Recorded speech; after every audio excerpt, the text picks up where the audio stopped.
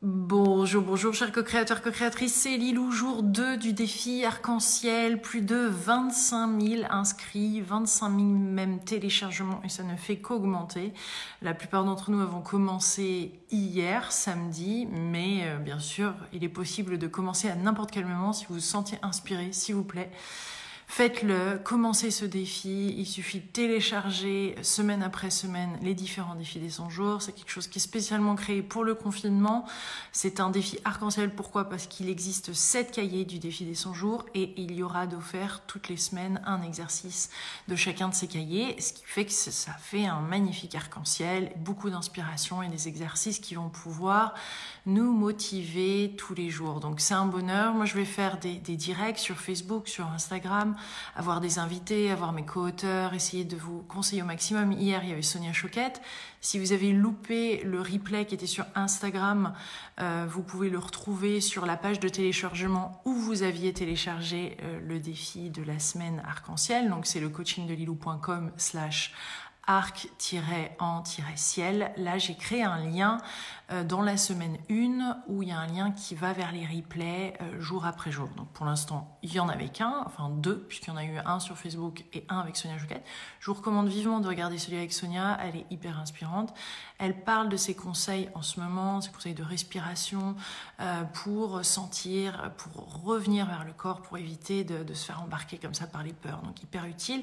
Elle parle aussi de ses prédictions par rapport au confinement. Pour elle, clairement, il faut s'éloigner des actualités ces 10 prochains jours parce que ça va augmenter, hein, comme beaucoup le disent sur les médias, bah voilà, c'est que le début. Et bien sûr, les nouvelles sont catastrophiques. Enfin, en tous les cas, vraiment, nous tire vers le bas. Et là, les 10 prochains jours, c'est essentiel de rester confiné, de rester, de faire, monter les vibrations, de rester positif et donc de ne pas regarder les actualités. C'est ce qu'elle conseille en tous les cas. Moi aussi, c'est ce que je vous conseille. Et bien sûr, faire régulièrement ce défi des 100 jours, tous les jours, et de se sentir inspiré. Pour elle, ça va durer 2 mois, encore 2 mois. Et dans à peu près 2 mois, en fin mai, il va y avoir comme une quantité de remèdes, presque des miracles comme ça à droite à gauche et plein de solutions qui vont débarquer. Et voilà. Donc, un défi qui peut durer un moment. Aujourd'hui, le défi du jour 2, c'est « Nous n'avons qu'une vie ». C'est un défi qui est tiré, donc extrait du défi Mission de vie et qui me paraissait pas mal à mettre en jour 2 parce que finalement, qu'est-ce que vous feriez de différent aujourd'hui si vous saviez que c'était le dernier jour de votre vie? Alors, bien sûr, en le voyant positivement, il y a peut-être des choses que vous feriez un petit peu différemment. Peut-être que vous feriez l'amour à votre homme, mesdames. Voilà, peut-être que vous aviez envie de connaître, voilà, de vivre autre chose plutôt que de te chamailler. C'est vrai que, quand même, hein, je vais le dire, mais c'est vrai que de faire l'amour, ça quand même, ça met de belles énergies, non? Qu'est-ce que vous feriez de différent? Alors moi je trouve intéressant ce défi parce qu'en effet il y a moi je sais qu'il y a des choses quand je fais le bilan comme ça et de méditer sur cette citation de Confucius qui est on a 2 vies, la deuxième commence quand on s'en rend compte qu'on n'en a qu'une. Moi je vois à quel point je fonce, c'est-à-dire que s'il y a une idée qui vient, c'est une de mes forces en fait, c'est vraiment, et souvent on me le dit, on me dit mais c'est dingue, t'as réussi à mettre ça en place en quelques jours, le défi arc-en-ciel, t'as réussi à faire ça, mais comment tu fais pour faire tous ces trucs? Alors déjà je le fais pas seule et il y a une équipe, mais c'est vrai que je suis un espèce de locomotive et et beaucoup d'idées, de créativité, de choses arrivent parce que je passe à l'action. Et ça, c'est un aspect masculin, on va dire, parce que l'aspect féminin est plutôt dans l'écoute, la réceptivité, voilà, la douceur, etc. Moi, j'ai un côté yang quand même qui est présent, qui fait que je vais passer à l'action et je vais foncer et je sens le timing. C'est-à-dire que là, pour le défi arc-en-ciel, le week-end dernier, c'était... et puis lundi, quand on en a reparlé le matin avec Michael, c'était genre, c'est tout de suite. C'est samedi qu'il faut démarrer, c'est... Voilà, et il y a cette espèce de chose où direct, paf, c'est enclenché et je tarde pas. Et ce qui fait que, et on reviendra dessus dans la partie mission de vie de ce défi des 100 jours, c'est-à-dire vraiment se réaliser, aimer ce qu'on fait et tout, et je pense qu'on a carrefours où certains d'entre vous sont à des carrefours, on va plus avoir envie de vivre la vie de la même façon qu'avant ce confinement, c'est clair et net. Et notre travail aussi, et les priorités, et l'essentiel, et ce qu'on va trouver de plus important, va être peut-être un petit peu différent. La manière dont on va s'adresser aux gens qu'on aime, la manière dont on va apprécier ce qu'on aime, apprécier les gens autour, ce qu'on a, etc. L'essentiel, il y a des choses dont on n'a pu avoir besoin, il y a des choses, on va organiser notre temps différemment et notre façon de faire. Clairement, cette période nous invite à un renouveau et le fait de vivre comme ça, si on n'avait qu'une seule vie, de vivre comme si c'était notre dernier jour, de faire ce bilan personnel qui est là aujourd'hui, nous permet d'avancer. Il y a forcément, même si vous avez fait du travail sur vous déjà, il y a forcément des domaines sur lesquels, voilà. Moi, je vois que en regardant comme ça cette citation, clairement, les moments où j'ai pas profité complètement de ma vie, c'était par exemple après l'accouchement, sur les mois qu'on suivit, où j'ai eu une période de dépression, de mal-être, de beaucoup de pleurs, etc. Et je pense que j'aurais pu en profiter largement plus si j'avais essayé et débrayé le fait de vouloir être une bonne mère. Je me suis mis une pression de ouf et qui fait que dans le coup, je suis passée à côté de certains moments et j'avais besoin de le vivre comme ça. J'avais besoin de me prouver, etc. Il y avait beaucoup de choses que j'étais en train de vivre avec ma propre mère. Et dans le coup, voilà, ça a été très très dur. Et je dois dire que j'ai eu du mal à retrouver ma gratitude, j'ai eu du mal à être dans le flow, etc. Et ça m'a bousculée. Je ne m'attendais pas à un tel chamboulement et je me sentais mal parce que j'avais une petite fille qui était bien sûr adorable, qui faisait pas ses nuits, donc la fatigue bien sûr cumulait. Mais ce que je veux dire, c'était difficile à vivre. Et malheureusement, en essayant de changer je n'étais plus moi-même, voyez.